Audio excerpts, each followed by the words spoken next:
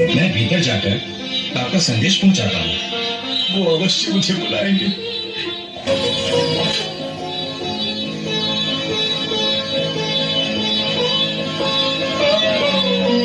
द्वारकाधीश की जय हो।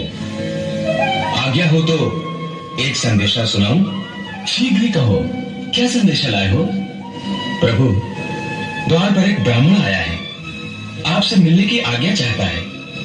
द्वारपाल, एक ब्राह्मण को हमसे मिलने के लिए आज्ञा चाहिए? ये विधान कब से बना? कृष्ण के द्वार ऋषियों ब्राह्मणों के लिए बंद कब से होने लगे? क्षमा करें प्रभु, बात ये नहीं है। ये बात नहीं है तो फिर क्या बात है? प्रभु, बात ये है कि वो कोई साधारण व्यक्ति नहीं लगता, कोई विक्षिप्त प्राणी है, आधा पागल सा लगता है। तुमने ये कैसे जाना?